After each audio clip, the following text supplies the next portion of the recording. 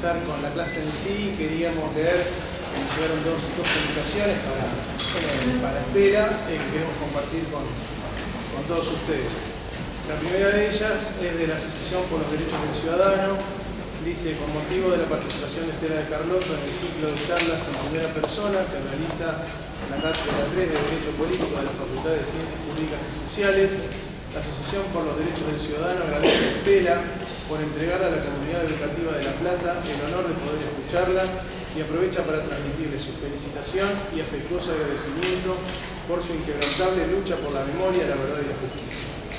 Agradecemos y felicitamos a los doctores de la cátedra por llevar adelante este ciclo de clases que contribuye a acercar a los platenses y a todos los estudiantes del país que habitan en esta ciudad una visión más humana y cercana del derecho, indispensable para la formación de ciudadanos con conciencia histórica y social.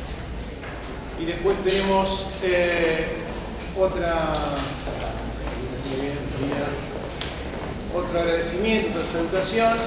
Estimados profesores, muchas gracias por la invitación, felicitaciones por la charla y por el ciclo Clases en Primera Persona que desarrollan en la Cátedra de Derecho Político de la Facultad de Ciencias Jurídicas de la querida Universidad de La Plata. Es un momento único de entendimiento en torno a la movilización de nuestros jóvenes y a lo dispuesta y permeable que está la sociedad para discutir temas de gran complejidad y profundidad. Los felicito, queda este ministerio a disposición. Abrazo a todos y a todas. Profesor Alberto Silione, Ministro de Educación de la Nación. Así que...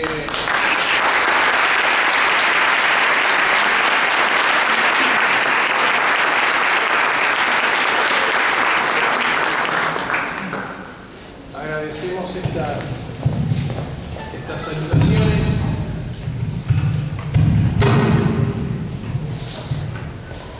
Y bueno, vamos a dar comienzo a esta charla. A los alumnos que cursan con nosotros conocen cómo es esta mecánica. Nosotros damos en la materia algunos temas que son muy sensibles y que los abordamos desde un marco teórico, pero hay determinados temas que no hay mejor forma que abordarlos sino desde la propia palabra de los protagonistas de la historia. Que ustedes puedan tener un marco vivencial de lo que ha significado la lucha de los derechos humanos, la conformación de las diversas asociaciones que han luchado contra el terrorismo de Estado y que están buscando a sus familiares, en este caso sus nietos, es algo que no se lo van a olvidar más allá del abordaje teórico que podamos dar. Además, nos parece que es un acto de reivindicación histórica de esta facultad, porque recién conversando con Estela nos decía que no recordaba cuándo había venido a esta facultad de Derecho a una charla, cuando en otras facultades concurre muchas veces. Nos parece que es indispensable que esta facultad pueda tener visitantes de esta categoría, con tanta autoridad moral para hablar del tema. Así que celebramos la presencia de Estela, esperemos que sea la primera de muchas. Y bueno, vamos a hacer la palabra al resto de los compañeros profesores de la cátedra antes de que Estela nos la palabra. Bueno, yo muy brevemente, porque lo que queremos todos es en realidad escuchar la invitada de hoy. Nosotros somos anfitriones en la cátedra de esta excelente iniciativa que ha tomado el profesor Mariano Loetti, que por esta parte, que nos permite apoyar los contenidos de la materia a través de transmitir la historia de vida de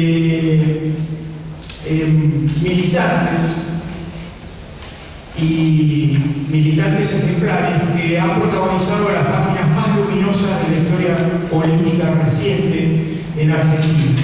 Pero además tiene un sentido muy especial porque nosotros entendemos que el ejercicio de una profesión que implica el manejo de las herramientas jurídicas implica para los ciudadanos y las ciudadanas, para los compañeros y las compañeras que ejercen ese ejercicio profesional una responsabilidad cualificada.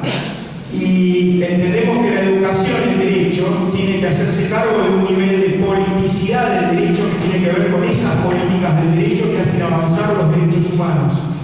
Recién nos recordaba en una conversación Estela que esto no es una lucha histórica, que no es una lucha que ya está saldada, no es una lucha del pasado, y ella es el vivo ejemplo, porque el trabajo de abuelas de Plaza de Mayo está logrando recuperar la identidad y con la biografía personal de cada nieto recuperado la memoria histórica colectiva de todas y todos nosotros y nosotras como sociedad.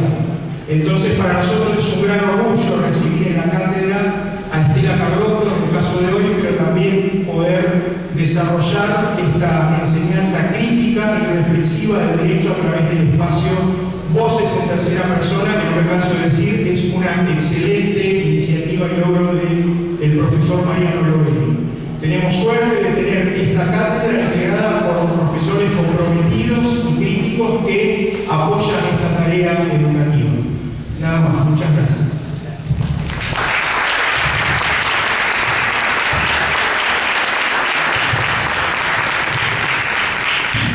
Muy buenos días a todos. Primeramente quiero agradecer a quienes me han invitado formalmente a estar acá con ustedes. Y me es gratísimo y emocionante porque yo soy abuela de Plaza de Mayo hace 38 años, toda una vida, que no había nacido. Y mi tránsito hasta esa fecha, 24 de marzo del 76, era La Plata, la ciudad de La Plata. Yo no soy platense, soy porteña, pero soy muy chiquita. Y esta es mi ciudad. Y estar acá para mí es como respirar el aire mío, el propio. Me emociona, no conocía la entrada por la calle 49, este lugar que se ha transformado en universidad, pero que antes tenía otras funciones, el Jockey Club, donde nos mirábamos los que éramos humildes de la vida de enfrente. Era un lugar accesible para un sector social, nada de quejarse por eso, siempre hay sectores sociales, pero transformarlo en un lugar de estudio, un lugar de formación y de información es muy importante. Entonces me emociona estar en mi ciudad y estar acá con ustedes. ¿Por qué? Porque yo siempre me presento como una mujer común, una abuela de Plaza de Mayo porque la vida me asignó ese rol. Y con ese discurso vengo, no soy una catedrática, tengo muchos títulos universitarios, pero los regalo. Yo el mérito me lo adjudican y me dan un honoris causa, y soy profesora de un montón de cosas que no estudié, pero que bueno, me honra porque es un reconocimiento a una lucha. Y en ese sentido es bueno compartir con ustedes, ¿por qué? Porque las abuelas también fuimos madres universitarios, también vimos la lucha, la fe, el movimiento del que estudia porque quiere progresar, porque quiere ser parte de una historia vocacional. Y bueno, teníamos en las épocas, estoy hablando de los 70, cuando nuestros hijos eran parte de las universidades, esta visión de una universidad muy movilizada, una juventud muy movilizada y muy contestataria. No era una juventud pasiva. En realidad nunca las universidades son pasivas. Si hay dos sectores de protesta, digamos, que se oponen a lo que consideran que está mal, es la universidad, los estudiantes, incluso los secundarios y los obreros. El resto de la sociedad, yo hablo de la sociedad platense, porque he vivido acá en esa época, era de una aceptación de las cosas, pensando más en uno que en el otro, pensando yo estoy bien, ¿qué me importa? Y eso fue un gran defecto por parte nuestra, ¿no? Por eso cuando nuestras hijas universitarias empezaron a militar políticamente, que no habíamos hecho la mayoría de nosotros cuando éramos estudiantes. Yo no tuve acceso a la universidad por razones económicas, porque empecé a trabajar como maestra, pero éramos, yo siempre cuento muy risueñamente que cuando los chicos de la universidad tomaban la universidad, acá en este edificio de enfrente, nosotros los secundarios veníamos estaban aquí nuestros amigos, veníamos a apoyarlos, veníamos a traerles sanguchitos y bebidas, porque se quedaban adentro, pero cuando venía la policía a caballo, con sus aves, nosotros corríamos desesperados y no volvíamos más. Era toda la gracia o la presencia nuestra arrojarle bolitas a las patas de los caballos para que se resbalaran y no nos alcanzaran. Pero eso lo hacíamos así muy de vez en cuando, era de ahí quedaba. No prosperaba solo con el efecto estudiantil de la perseverancia y querer conseguir lo que estaban pidiendo con justicia en ese momento. Claro, tuvimos hijos y ellos ya tenían otra formación, tenían otra conducta estudiantil, y no eran solo los platenses, sino que todos aquellos venían del interior del país, porque no había carreras en sus ciudades, y que formaban grupos también de amistad, de contacto y de militancia. Es decir, que yo hablo de lo personal, pero conversando con las abuelas de Plaza de Mayo, la mayoría nos pasó lo mismo. Nos preocupamos mucho cuando nuestros hijos empezaron a movilizarse antes de la dictadura, con el gobierno de Isabel y las calles pobladas de grupos con sus carteles, a los que nosotros ayudábamos a confeccionar, porque yo siempre digo, si venían a mi casa a charlar, estaban en un hogar hablando de sus ideas políticas universitarias, de sus grupos de militancia universitaria, y por ahí querían hacer un cartel que uno hasta le daba una sábana abierta para que escribieran con sus demandas. No estábamos preocupados, estaban haciendo algo novedoso para nosotros, no quizá para otros hogares, pero para el nuestro sí, y algunos más. Pero el tema fue cuando comienza la represión. Cuando ya durante el gobierno de Isabel, la AAA, Alianza Anticomunista Argentina, empieza a secuestrar personas. Esa conducta de secuestro en democracia era bastante preocupante.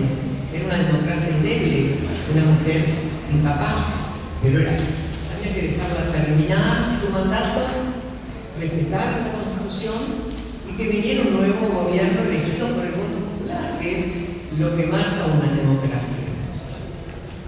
Y esto de la AAA era secuestrar, asesinar al opositor, al colecto, pero dejar el cuerpo, dejar la visibilidad del delito y meter miedo, por supuesto.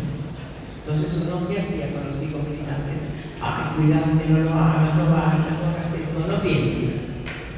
Transformarlos como fuimos nosotros de alguna manera en idiotas útiles, donde había que hacer, pero no molestar porque te puede pasar algo, porque en la historia hubo otros secuestros también de algunos más fuertes que otros. Yo me acuerdo de Bravo, que era un estudiante, que también después apareció, estoy hablando de un hombre de 80 y pico de años hoy. Pero la formación que tuvimos nosotros fue una formación pasiva, porque desde 1930, ustedes ya lo deben saber, empezaron las dictaduras cívico-militares en nuestro país, derrocando al gobierno de Irigoyen. Después se sucedieron permanentemente dictaduras cívico-militares, digo cívico-militares, civiles y militares de común acuerdo entorpecer el proceso democrático porque no les convenía lo que estaba haciendo ese gobierno y había que derrotarlo. Y así nos criamos. Entonces yo grafico parte de mi vida, de primaria, vamos a suponer, y también de secundaria, donde nos sorprendía, no había televisiones, porque yo era chiquita, la radio, con el comunicado número 1 y la marchita, y los militares en el poder. Yo no iba a la escuela, mis hermanos tampoco, mi papá iba a trabajar, y al día siguiente, como si nada. En los libros que estudiábamos no aparecían hechos históricos que habían ocurrido, había censura en la información. Y en algunos más que otros hubo miedo, ni hablar en 1955, donde hubo bombardeos, muertes, y tampoco hubo una sociedad visible. Yo ya era mamá de Laura, mi hija mayor, y nos informaron para estar de acuerdo con esos golpes de Estado. La prensa monopólica, la que todavía hoy incita, deforma, desinforma, fue muy irresponsable. Por eso este estudio histórico hay que hacerlo. En este momento, más que nunca, ¿saben por qué? Tenemos la democracia más larga de nuestra historia. Más de 30 años de democracia. Yo la voy a defender, porque para mí, primero es un triunfo de un pueblo, pero es un legado para ustedes, asegurarles la democracia, porque será imperfecta, pero es democracia. Y hoy podemos hablar en este lugar, sin miedos, y que ustedes salgan y protesten sin miedos, porque eso es lo que hay que erradicar. Y por suerte ustedes, por la generación a la que pertenecen, son ya jóvenes que, bueno, ya en 16 años votan, ya están participando, son activos, no tienen los miedos que tenían las anteriores generaciones del padre, todavía con el recuerdo de esas matanzas en la calle. Decía, por favor, no, el que criaba con miedo a su hijo. Ustedes no, porque esto con esta democracia se está erradicando, pero lo que no hay que perder el miedo, pero no hay que perder la memoria. Porque si se pierde la memoria, están agazapados todavía. Fíjense que los que están detenidos, presos, condenados en varios procesos, y ustedes que son estudiantes de abogacía, con juicios orales y públicos ordinarios. No se han creado tribunales especiales como han hecho en algunas guerras. Acá la justicia ordinaria, con jueces que juzgan al que roba un palo de una gallina, juzga a estos asesinos genocidas y a los civiles cómplices. Son condenados a cadena perpetua, cárcel común, como corresponde a quien se jacta uno hoy en día de haber hecho las cosas bien. Estas personas, por eso digo hay que tener memoria, todavía hoy se enorgullecen de lo que hicieron y dicen que si fuera necesario lo volverían a hacer. Quiere decir que son una amenaza y no hay que tenerles lástima porque sean viejos, porque son peligrosos, porque sabemos que aún desde las cárceles confabulan,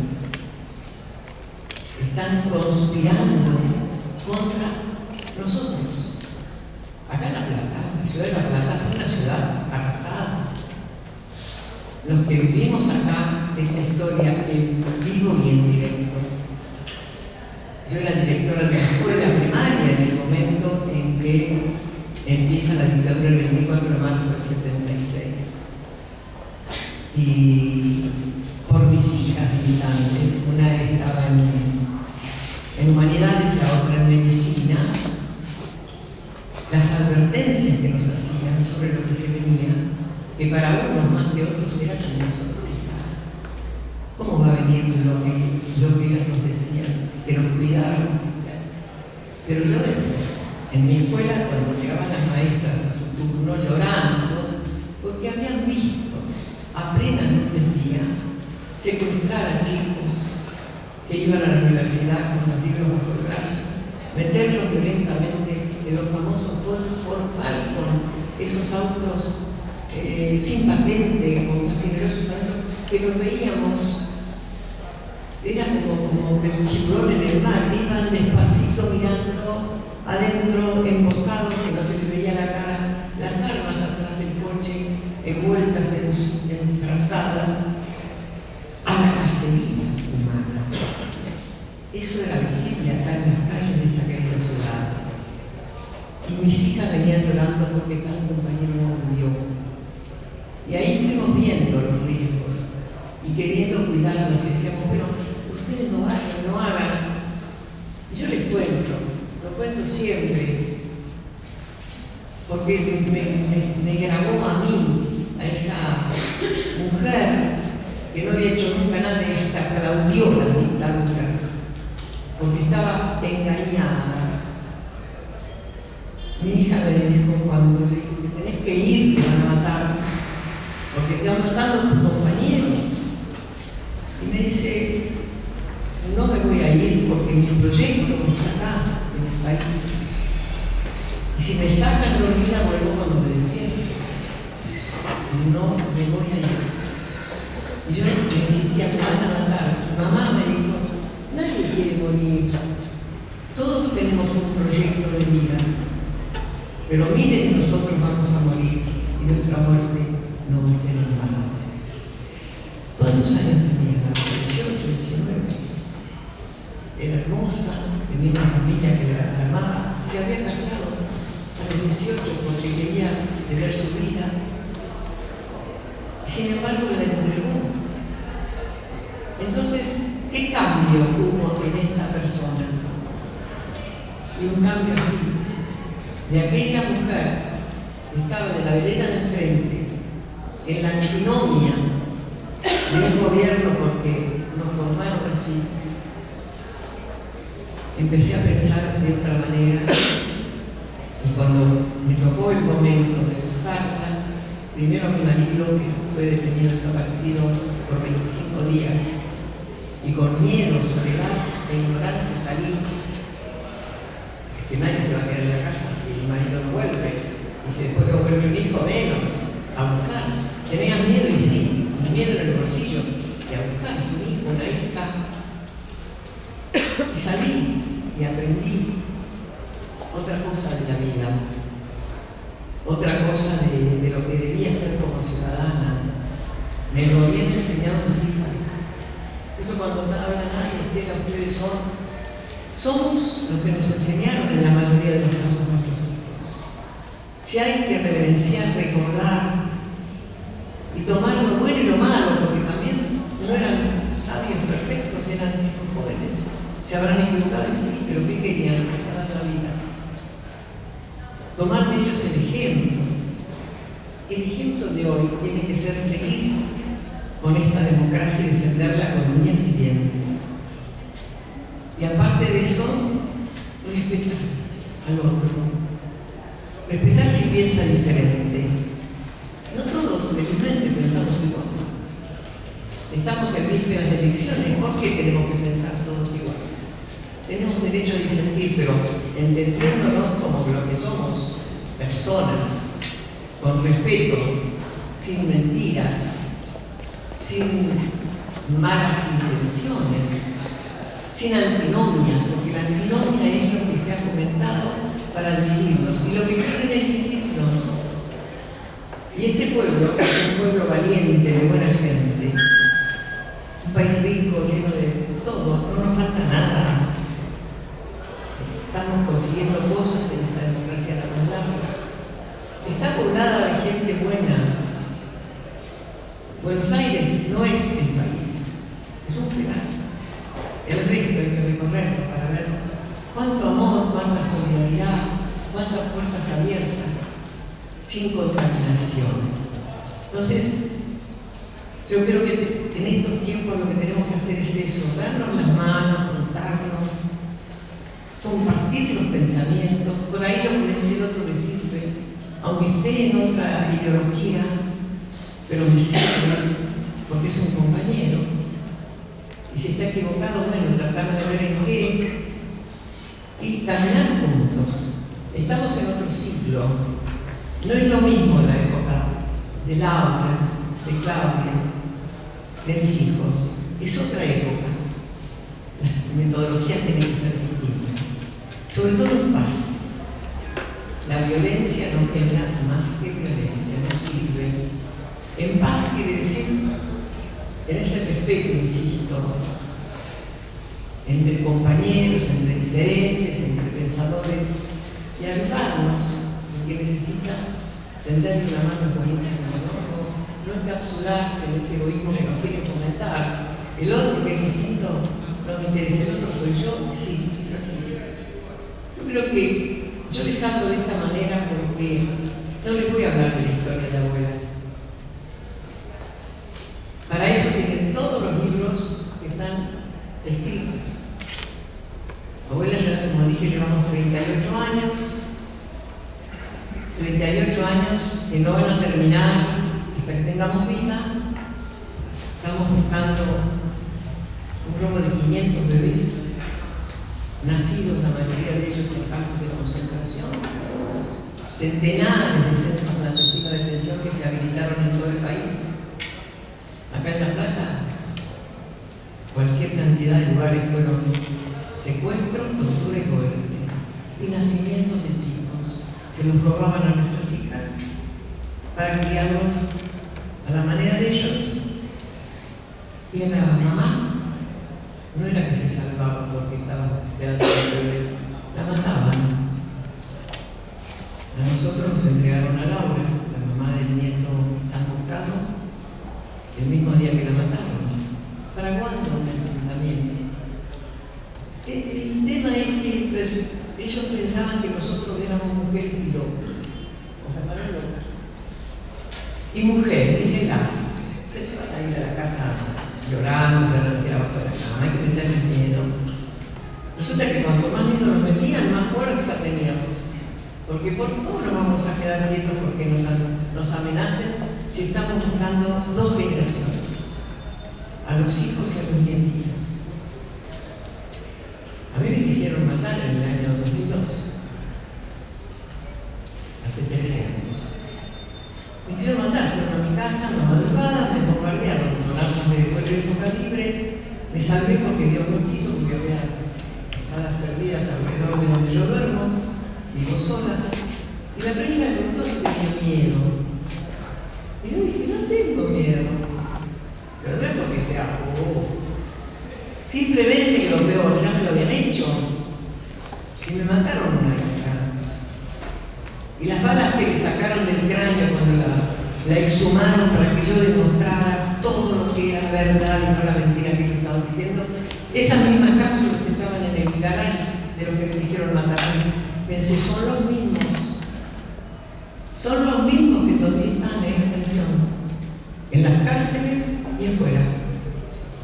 Entonces, cuando se estudia y se lee y se analiza los hechos que estamos viviendo, hay que leer entre líneas y hay que leer todo. No una cosa, un periódico o ver una televisión, porque de ahí viene el error de lo que nos quieren convencer para que hagamos lo que ellos quieren que les conviene a ellos. Fíjense que estamos en campaña política y hay quien dice que los derechos humanos son burros.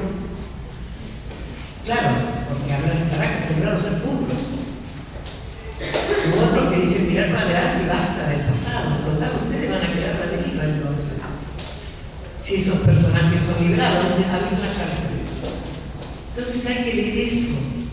Sin miedos, porque estamos fuertes, estamos juntos. Estamos ya en etapas distintas. Y acá no vengo a hacer política partidaria en absoluto, porque las abuelas no tenemos partido. El partido de abuelas es derechos humanos. El derecho a vivir en dignidad. Que todos tengan comida todos los días. Que esos chiquitos que deambulan por la calle más importante de Buenos Aires, pidiendo limosna, prostituyéndose, tengan padres que trabajan, escuelas a las que concurren, no a comer a la escuela, comer en casa, y un techo, y felicidad de también disfrutar.